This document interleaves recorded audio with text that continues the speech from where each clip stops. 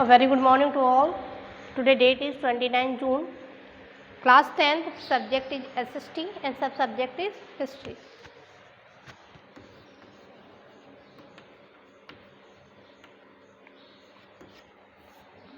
And we are discussing the first chapter of history. Lesson first है आपका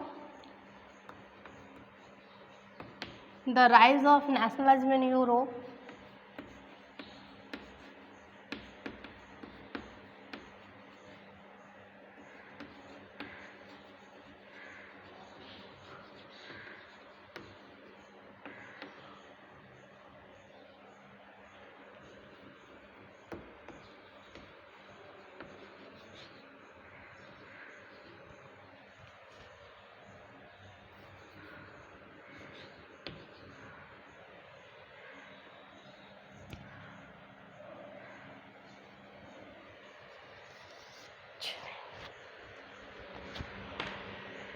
The rise of nationalism in Europe. Previous video में जो है हमने पढ़ा था विजुलाइजिंग द नेशन कि किस तरीके से लोगों ने अपने नेशन को रिप्रेजेंट किया और जो नेशन था उसको एक फीमेल फिगर में रिप्रेजेंट किया गया। फ्रांस में उसको मैरियाना और जर्मनी में जर्मेनिया। ठीक है, तो ये दो पिक्चर्स थी वो नेशंस के लिए ड्रॉ की गई थी।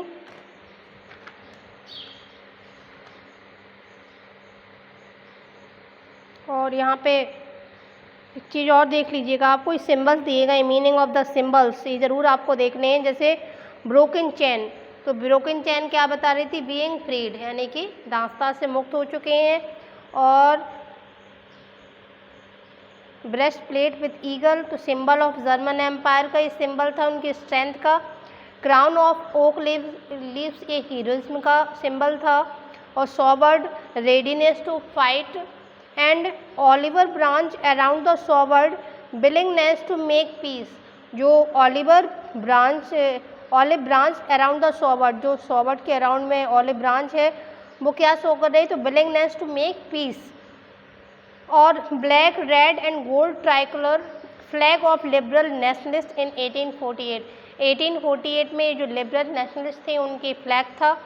Brand with dukes of the German state. और rays of the rising sun, beginning of a new era.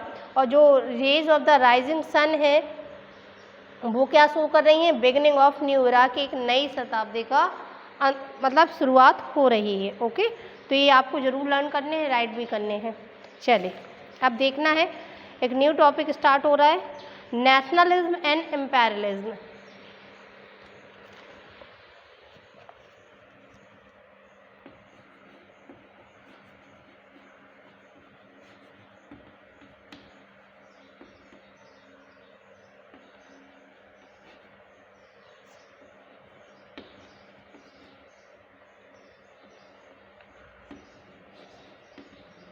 चलिए, नेशनलिज्म एंड एम्पेरियलिज्म। नेशनलिज्म तो सभी को समझ में आ रहा होगा क्योंकि लेसन की शुरुआत से ही हम लोग नेशनल सेंटिमेंट्स इस तरीके के पढ़ते हैं। नेशनलिज्म क्या था? राष्ट्रीयता की भावना, यानी कि एक देश के लोगों में ये भावना डेवलप होना कि हम इस देश के निवासी हैं, हम सब एक हैं, तो इस तरीके से और हमें अपने देश की सेवा करनी, इस तरीके की जो फीलिंग्स है वो क्या कहलाती है? नेशनलिटी कहलाती है, नेशनलिज्म कहते हैं। अब एम्पेरियलिज्म क्या था? एम्पेरियलिज्म क्या है? एम्पेरियलिज्म का मतलब होता है साम्राज्यवाद, है ना। अब साम्राज्यवाद क्या होता है अभी हम इस टॉपिक में रीड करेंगे कि किस तरीके से जब जो नेशंस हैं वो फ्री होते जाते हैं, कॉलोनीज थे, तो उनके अंदर एम्पेरियलिज्म की एक फीलिंग डेवलप हो जाती है। कैसे? यानी कि जो छोटे छोटे से देश थे, ठीक है, तो वो आपस में जो छोटा देश, दो छोटे देश थे, तो जो थोड़ा सा ज़्यादा शक्तिशाली होगा वो ये सोचेगा कि हम इसको कैप्चर कर लें। जब दो आपस में लड़ रहे हैं तो तीसरा जो और पावरफुल कंट्री होगी वो क्या सोचेगी कि हम इन दोनों को कैप्चर कर लें। तो यानी कि अपने अपने साम्राज्य को, अपनी अपनी सीमाओं को इंक्रीज करना। जैसे समटाइम हम एग्जाम्पल दे लें कि इंडिया और पाकिस्तान का, कि इंडिया और पाकिस्तान की लड़ाई चल रही है, उसका बेनिफिट कौन उठा ले, चीन उठा ले। तो इसी तरीके से इम्बैलेंस था। किस तरीके से हम देखेंगे कि जब नेशन स्टेट बन गए तो और अधिकांश कंट्री जब फ्रीड हो गई तो उसके बाद किस तरीके से कुछ जो देश थे उन्होंने इम्बैलेंस की पॉलिसी को अपनाया। चले let's start. By the last quarter of the 19th century, nationalism no longer remained the idealistic liberal democratic sentiments of the first half of the country। क्या कह रहा है? By the last quarter, 19th century के last quarter में nationalism no longer retain in the idealistic liberal democratic sentiments of the first half of the century. अब लोगों में जो एक भावना थी कि हमें डेमोक्रेटिक सेंटिमेंट्स करनी है, वो सब कुछ हो गया। But became a narrow creed with limited ends. अब क्या लोगों में एक भावना आ गई कि वो तो ठीक है कि हमने नेशनल फीलिंग हो गई, लेकिन ये भावना आ रही थी कि हमें अपने आप की अपनी लिमिट्स को बढ़ाना है। During this period national group became increasing intolerant of each other and every ready to go to war. अब क्या कह रहा है? इस दौरान सभी एक दूसरे से अपने आप को बड़ा समझ रहे थे और सभी के पास इतनी पावर हो चुकी थी कि हर एक युद्ध लड़ने को तैयार था। बोले हाँ लड़ लो, हम लड़ने के लिए तैयार खड़े हैं। चले the major European powers in the turn manipulated the nationalist aspirations of the subject people of Europe to further their own imperialist aim. The major European power, उस समय हुआ क्या कि हम बताया ना अभी कि दो छोटे छोटे देश लड़ रहे हैं, तो उसी समय जो यूरोपियन पावर्स थे, जो कुछ बड़ी बड़ी कंट्रीज थी जिनके पास ज़्यादा पावर था, उन्होंने इस मौके का फ़ायदा उठाया Europe to further this own implements. और किस लिए? अपने जो एम्स थे इम्पेरियलिज्म के, क्या कि हमने अपने साम्राज्य को बढ़ाना, उसको साकार करने में लग गए।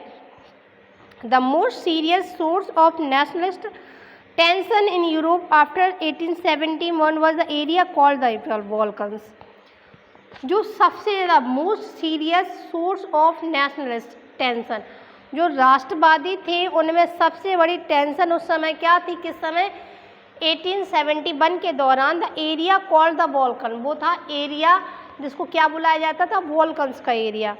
The Balkans was the region of geographical and ethnic variation comprising modern day Romania, Bulgaria, Albania, Greece, Macedonia, Croatia, Bosnia Herzegovina and Slovenia, Serbia, Montenegro, whose inhabitants were broadly known as the Slavs। क्या कह रहा है? The Balkans region of the geographical, जो Balkans region था उसका geographical area और ethnic variation काफ़ी अलग अलग थे इसके फीचर्स।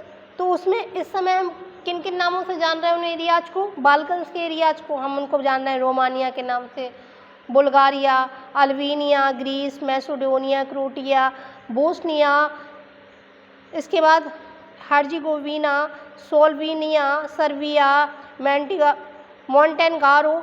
ये जो एरियाज थे ये सारे आपके बाल्कन्स में आ रहे थे। और यहाँ पे जो लोग रह रहे थे इन रीजन में, उसको उनको क्या बोला जाता था? स्लाव्स। क्या बोलते थे? उनको स्लाव्स बोला जाता था। A large part of the Balkans was under the control of the Ottoman Empire। और जो बाल्कन एरिया का एक बहुत बड़ा हिस्सा किसके अंडर में आता था? ऑटोमन एम्पायर के अंतर्गत आता था। The spread of the ideas of romantic nationalism in Balkans together with the disintegration of the Ottoman Empire made his region every explosive. The speed of idea of romantic nationalism, जब वहाँ पे एक idea पहुँचा, हमने Britain का case पढ़ा था ना कि स्ट्रेंज केस इन ब्रिटेन, तो जब इस तरीके से एक आइडिया पहुँचा किसका? रोमांटिक नेशनलिज्म का वहाँ पे बाल्कन स्टेट में। और क्या हुआ? मैंने भी बताया था कि जो बाल्कन्स रीजन था उस एक बहुत बड़े रीजन में ऑटोमन एम्पायर का राज्य चल रहा था। लेकिन क्या हुआ कि धीरे धीरे ऑटोमन एम्पायर के जो और भी रूलर्स आए वो उतने पावरफुल नहीं बचे, तो धीरे धीरे उनका जो पावर था वो ख़त्म होने लगा। और जब पावर ख़त्म होने लगा तो जो ये लोग थे इन्होंने अपने आप को उनसे फ्री कर लिया। All through the 19th century, the Ottoman Empire had sought to strengthen itself through modernization and internal reforms, but with very little success. क्या कह रहे हैं? All through the 19th century, पूरी की पूरी 19th century में the Ottoman Empire had to sought strengthen itself. जो ottoman empire था वो कहीं ना कहीं अपनी शक्ति को बनाए हुए था थ्रू द मॉडर्नाइजेशन, किसके थ्रू? मॉडर्नाइजेशन के through, and internal reforms but with very little success. मतलब ऑटमन एम्पायर ने कोशिश बहुत की कि हमारी जो शक्ति है वो बरकरार रहे, तो उसके लिए क्या किया? थोड़ी सी मॉडर्नाइजेशन किया, नवीनीकरण किया, लेकिन इससे इन्हें बहुत ही थोड़ी सक्सेस मिली। ऑटमन एम्पायर के जो रूलर्स थे उन्हें बहुत थोड़ी सी सक्सेस मिली। One by one, its European subject nationalities broke away from its control and declared independence. फिर धीरे धीरे क्या हुआ? एक एक करके यूरोपियन सब्जेक्ट, जो यूरोपियन कुछ लोग थे nationalist, broke away from its control, इसके कंट्रोल से बाहर चले गए, एंड डिक्लेयर्ड इंडिपेंडेंस, और अपने आप को स्वतंत्र घोषित कर दिया। The Balkans people based their claims for independence और political rights on nationality and used history to prove that they had once been independent but had subsequently been subjugated by foreign powers। क्या कह रहा है कि the Balkans people based their claims, जो Balkans लोग थे उन्होंने क्लेम किया फॉर इंडिपेंडेंस, किसके लिए? इंडिपेंडेंस के लिए, और पॉलिटिकल राइट्स के लिए, अपनी स्वतंत्रता मांगी उन्होंने, अपने कुछ राजनीतिक अधिकारों को मांगा, और nationality and use history to prove, और किसके लिए? और ये प्रूव किया हिस्ट्री यूज, और हिस्ट्री का यूज किसके लिए? To prove that they had once been independent, और इतिहास के थ्रू उन्होंने ये बताया था कि हम भी कभी स्वतंत्र हुआ करते थे। But had subsequently been subjugated by foreign, लेकिन दुर्भाग्यवश हमें जो विदेशी शक्तियाँ थीं उनके अंडर में काम करना पड़ा, उनके द्वारा हमें गुलाम बनना पड़ा। Hence the rebellious nationalists in the Balkans threw out of their struggle as attempts to win back their long lost independence। इस तरीके से hence the rebellious nationalists, जो rebellion nationalists थे in the Balkans through out of their struggle, अपने पूरे संघर्ष में ये कोशिश करते रहे कि वो अपनी खोई हुई जो long lost independence उसको पालें। As the different Slavic nationalists struggle to define their identity and independence, जो डिफरेंट स्लेविक नेशनलिस्ट थे उन्होंने काफ़ी संघर्ष किया फॉर देयर डिग्निटी, अपने सम्मान के लिए, एंड इंडिपेंडेंस, अपनी स्वतंत्रता के लिए। The Balkan area became an area of intense conflict, और जो बाल्कन्स का एरिया था वो एक संघर्ष का क्षेत्र बन चुका था, कि मतलब आपस वहाँ पे आए दिन कोई ना लड़ाई होती ही रहती थी। The Balkan state were fiercely jealous of each other and each hope to gain more territory at the expense of other. जो बाल्कन स्टेट के लोग थे वो एक दूसरे से क्या करते थे? जेलस करते थे, ईर्ष्या करते थे, और हमेशा होप करते रहते थे, आशा करते रहते थे कि हम एक दूसरे के क्षेत्र को कैप्चर कर लें और अपने पावर को बढ़ा लें। Matter were further complicated because the Balkans also became the scene of big power rivalry। जो मैटर वर फर्दर कॉम्प्लिकेटेड, जब ये मामला था वो और भी ज़्यादा कॉम्प्लिकेटेड कब हुआ? Because the Balkans also became the scene of big power rivalry. जो बाल्कन्स थे वो भी कहीं ना कहीं अपने पावर को इंक्रीज कर रहे थे जब ये मैटर और भी ज़्यादा वर्ष हुआ। ड्यूरिंग दिस पीरियड, इस पीरियड के दौरान there was intense rivalry among the European power over the trade colonies as well as naval and military might। अब क्या था इस पीरियड के दौरान? लोगों में काफ़ी टेंशन भरा हुआ था। यूरोपियन जो पावर्स थे, जैसे किस चीज़ को लेके? व्यापार को लेके, कॉलोनीज को लेके, आर्मी को लेके, नेवी फोर्सेस को लेके, मतलब सब अपने पावर्स को इंक्रीज करना चाह रहे थे।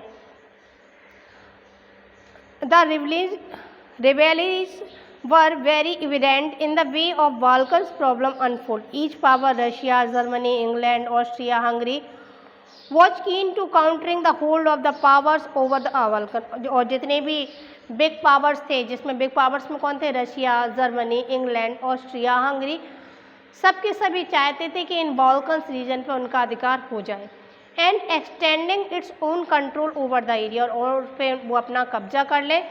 This lead a series of wars in the region and finally the first war. और इस तरीके से जब आपस में काफ़ी लड़ाइयाँ होती रहीं, बाल्कन्स आपस में लड़ते रहे, बिग पावर्स बाल्कन्स को कैप्चर करने के बारे में सोचते रहे, तो छोटे मोटे तो युद्ध होते ही रहे साथ में. इसी के साथ में शुरुआत होती है फर्स्ट वर्ल्ड वॉर की, और इसी के तहत क्या होता है, फर्स्ट वर्ल्ड वॉर शुरू होता है. फर्स्ट वर्ल्ड वॉर आपको पता है कब स्टार्ट हुआ था. First world war was started in 1914 and with 1918. 1914 में शुरू हुआ, 1918 में ख़त्म हुआ. और वही एक रीज़न था, फर्स्ट वर्ल्ड वॉर शुरू होने का भी यही एक रीज़न था कि जो एरियाज़ थे, मेजर पावर्स थे, वो आपस में लड़ रहे थे. उसी के तहत ऑस्ट्रेलिया के जो प्रिंस थे उनकी हत्या कर दी जाती है, और इसी के कारण जो घटनाएं आपस में मिक्सअप होके जो फर्स्ट वर्ल्ड वॉर की सिचुएशन क्रिएट हो जाती है.